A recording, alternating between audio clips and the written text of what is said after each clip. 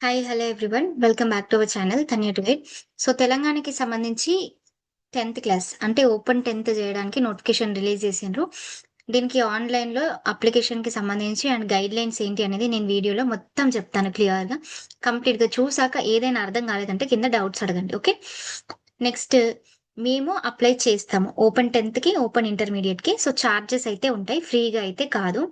Okay. మీరు net సెంటర్‌కి వెళ్ళే బదులు మా దగ్గర అప్లై చేసుకుంటే మీకున్న అడ్వాంటేజ్ మేము గైడెన్స్ ఇస్తాం. ఓకే. సో, మీకిష్టం ఉంటేనే ఫోర్స్ అయితే ఏమీ లేదు. ఇప్పటికే చాలా మందికి ఆల్రెడీ బీఆర్ అంబేద్కర్ ఓపెన్ యూనివర్సిటీకి సంబంధించి అడ్మిషన్స్ అప్లై చేశాము. సో, ఏంటంటే చాలా మంది ఎవరైతే డ్రాప్ ఔట్స్ ఉంటారో వాళ్ళకి ఒక మంచి ఆపర్చునిటీ తెలవాలి ఎక్కువ మందికి అనేది ఒకటే నా ఒక ముఖ్య ఉద్దేశ్యం. ఓకే. సో, ఈ ఓపెన్ 10థ్, ఓపెన్ ఇంటర్‌కి సంబంధించి all important updates will be communicated through toss website అని మెన్షన్ చేసిండ్రు. సో, ప్రాస్పెక్ట్స్ ఇన్ ఇంగ్లీష్ ఇక్కడ మెన్షన్ చేసిండ్రు. ప్రాస్పెక్ట్స్ ఇంగ్లీష్‌లో. ఓకే. సో, ఒకసారి ఇది చూపిస్తాను నేను. సో, ఫస్ట్ దీనికి అప్లికేషన్ చేసుకోవడానికి ప్రాసెస్ ఏంటిదంటే ఓటీఆర్ చేసుకోవాలి. ఓకే. వన్ టైమ్ రిజిస్ట్రేషన్ లాగా. Okay.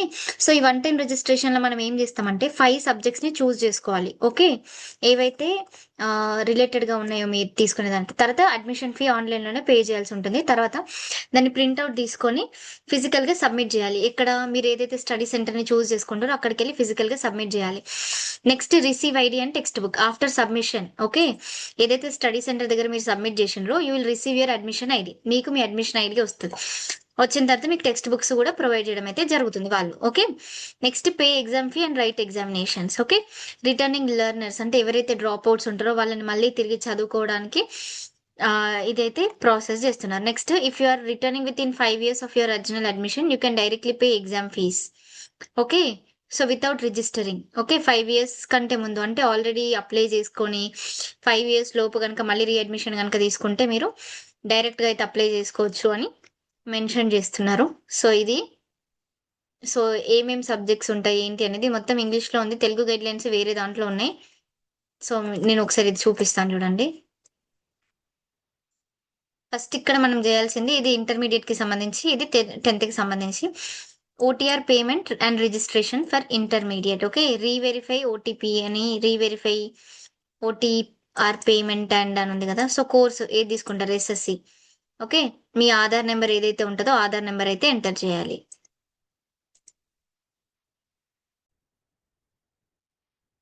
So, Aadhaar number enter చేయాలి. ఆల్రెడీ స్టడీ కంప్లీట్ చేసిన వాళ్ళ డీటెయిల్స్ అయితే తీసుకోదు. మీరు కావాలంటే ట్రై చేయండి. సో, ఇక్కడ రీవెరిఫై అని పేమెంట్ అని క్లిక్ జేసి లేకపోతే బ్యాక్‌కి వెళ్లి ఇక్కడ చూడండి ఓటీఆర్ పేమెంట్ రిజిస్ట్రేషన్ అని ఉంది గదా! సో, న్యూ ఓటీఆర్ రిజిస్ట్రేషన్ అని క్లిక్ చేయండి. అక్కడ మీ కోర్స్ ఎస్ఎస్‌సి అయితే ఎస్ఎస్‌సి మీ ఆధార్ నంబర్ ఎంటర్ చేయండి. మళ్ళీ confirm your Aadhaar number, mobile number Aadhaar తోటి లింక్ అయిన మొబైల్ నంబరే ఇవ్వండి. ఆ తర్వాత ఆల్టర్‌నేట్ మొబైల్ నంబర్. తర్వాత ఈమెయిల్ ఐడీ. ఓకే. తర్వాత మీ మొబైల్‌కి ఒక ఈమెయిల్ ఐడీకి ఏదైతే ఓటీపీ వస్తది మొబైల్‌కి గూడా. ఓకే. సో, తర్వాత పేమెంట్ చేయడం ఉంటదన్నమాట. ఓకే. సో, ఇది ప్రాసెస్. మీరు దేనికైనా గూడా కంపల్సరీగా పేమెంట్ చేయాల్సిందే. ఓకే. ఎస్ఎస్‌సి దానికైనా, ఇంటర్ దానికైనా. ఒకవేళ ఆల్రెడీ రిజిస్ట్రేషన్ చేసుకుంటే know your OTR number with your mobile number. Okay. SSC submit online application అంటే మీ Aadhaar number, mobile number, date of birth కావాలి. మనం ఫర్దర్‌గా అప్లికేషన్ ప్రొసీడ్ గావాలి అంటే. ఓకే. సో, ఇట్లా అయిపోయిన తర్వాత మీరు ఐడీ కార్డ్ గూడా ఇక్కడ వెబ్‌సైట్‌లో నుంచి డౌన్‌లోడ్ అయితే చేసుకోవచ్చు. అన్ని ప్రాస్పెక్ట్స్‌కి సంబంధించి ఆహ్, డిస్ట్రిక్ట్ కోఆర్డినేటర్స్‌ని గూడా ఇక్కడ ఇవ్వడం జరిగింది. ఓకే. ఓపెన్ స్కూల్స్‌కి సంబంధించి జిల్లాల వారీగా కోఆర్డినేటర్స్ ఉంటారు. సో, ఆ కోఆర్డినేటర్స్ నంబర్స్ కూడా ఇక్కడ మీకు ప్రొవైడ్ చేయడం జరిగింది. సో, టాస్‌లో ఉన్న గైడ్‌లైన్స్ గూడా నేను ఒక్కసారి చూపిస్తాను చూడండి. అప్లికేషన్ ఎట్లా చేసుకోవాలి? సెల్ఫ్ లెర్నింగ్ మెటీరియల్ ఏమేముంటది? సబ్జెక్ట్స్ ఎట్లా చూజ్ జేసుకోవాలి అనేది గూడా ఇందులో మెన్షన్ చేయడం జరిగింది. So, before submitting the online application ensure that the name and spacing between the name and the surname అంటే నేమ్‌కి, సర్‌నేమ్‌కి స్పేస్ ఉండేటట్టుగా and spelling should exactly match the documents. Father name గాని, మదర్ నేమ్ గాని అన్నీ గూడా కరెక్ట్‌గా ఉండాలి అని చెప్తున్నారు. Date of birth must match the documents. Okay. Subjects, groups, Aadhaar, photograph, signature, address, residential address అన్నీ గూడా క్లియర్‌గా అయితే ఉండాలి. Next age limit there is no upper age limit for admission. Okay. Upper age limit ఏం లేదు. 14 years completed as on 31st August. Okay. For intermediate it is 15 years. 10థ్ క్లాస్‌కైతే 14 years complete చేస్తే సరిపోతుంది. ఇంటర్మీడియట్‌కి అయితే 15 ఇయర్స్ అయితే సరిపోతుంది. సో, చాయిస్ ఆఫ్ మీడియం గూడా తెలుగు, హిందీ, ఇంగ్లీషు, ఉర్దూలో ఉంది. సో, సబ్జెక్ట్స్ గూడా మీరు చూజ్ జేసుకోవచ్చన్నమాట. ఓకే. వొకేషనల్ గ్రూప్స్ ఉంటాయి. నార్మల్ గ్రూప్స్ గూడా ఉంటాయి. అండ్ ఇక్కడ జూడండి 3 per subject. Okay. Total marks ఎట్లా అసైన్ చేస్తారంటే, టోటల్ 3 మార్క్స్‌ని బేస్ చేసుకొనైతే వీళ్ళు కన్సిడర్ చేస్తారని ఇక్కడ మెన్షన్ చేసిండ్రు. అండ్ నెక్స్ట్ ఇక్కడ గ్రూప్స్ గూడా జూడండి. గ్రూప్ అంటే కాంబినేషన్‌లలో ఉంటాయన్నమాట. ఓకే. ఇప్పుడు గ్రూప్ ఏలో అట్‌లీస్ట్ మనం ఏదైనా 2 లాంగ్వేజెస్ సెలెక్ట్ చేసుకోవాలి. For suppose Telugu, Hindi choose చేసుకున్నారనుకోండి. 2 సబ్జెక్ట్స్ అయిపోయినాయి గదా! గ్రూప్ బిలో నుంచి ఒక సబ్జెక్ట్ చూజ్ చేసుకోవాలి. గ్రూప్ సి నుంచి ఒక సబ్జెక్ట్. ఓకే. సో, ఇక్కడ చూడండి. For obtaining an SSC pass certificate you are required to pass a minimum of 5 subjects. 5 సబ్జెక్టులు పాస్ గావాలి. Okay. Including 2 languages from group A and 3 subjects from group B. Okay. ఈ group బిలో నుంచి 3 సబ్జెక్టులు అయితే pass గావాలి. And you can opt 1 vocational group from group C. Okay. So, ఇది pass అవ్వడానికన్నమాట. ఇక్కడ tailoring, automatic, mobile, computer course చాలానే ఉన్నాయి. ఒకసారి చూడండి. Next general ability guidelines for learners. Higher studies జేయాలంటే ఇంజినీరింగ్ కోర్సెస్‌కి సంబంధించి మ్యాథమెటిక్స్, ఫిజిక్స్, అగ్రికల్చర్‌కి సంబంధించి, మెడికల్‌కి సంబంధించి biology, physics, BA, BCom, BBA ఉన్న దానికి రిలేటెడ్‌గా కోర్సెస్. సో, అట్లా డీఎడ్ డిప్లొమా ఇన్ ఎడ్యుకేషన్ జేయాలి అంటే మీరు 45% మార్క్స్ తోటి ఓపెన్ ఇంటర్ అన్న, ఓపెన్ 10థ్ కంప్లీట్ చేస్తే ఓపెన్ ఇంటర్ చేసుకోవడానికి ఎలిజిబిలిటీ అయితే ఉండడం జరుగుతుంది. ఓకే. సో, ఇక్కడ కాంబినేషన్స్ గూడా వాళ్ళు మెన్షన్ జేసిండ్రు ఇక్కడ.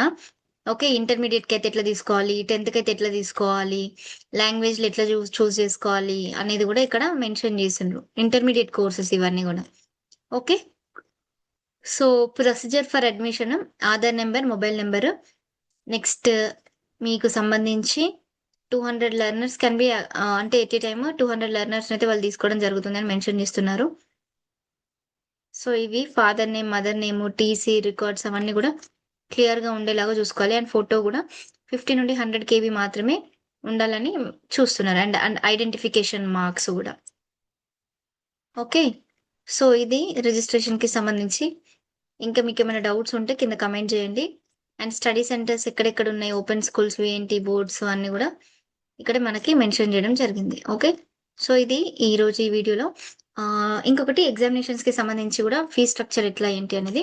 ఓకే. సో, ఎస్ఎస్‌సికైతే జనరల్ కేటగిరీ వాళ్ళకి ₹150 రిజిస్ట్రేషన్ ఫీ. ఇది only registration fee ₹150. Next admission fee ₹1400 అయితే ఉండడం జరుగుతుంది. అండ్ ₹200 అడిషనల్‌గానైతే వాళ్ళు చార్జ్ చేస్తారంట. ఓకే. లేట్ ఫీ ఇంకొక ₹100 ఉంటది. చూడండి బాగా. Registration fee ₹150. Admission fee up to 5 subjects వరకి ₹1400. ₹200 అడిషనల్ సబ్జెక్ట్స్ తీసుకుంటే. ఇంటర్మీడియేట్‌కైతే 300, 1500 మీకు సబ్జెక్ట్స్‌కి, 300 అడిషనల్‌గా తీసుకోవాలి అనుకుంటే. ఓకే. సో, ఇవి టాస్క్‌కి సంబంధించిన గైడ్‌లైన్స్. ఇన్ కేస్ మీకేదైనా డౌట్ గనక ఉంటే కింద కామెంట్ చేయండి. Thank you.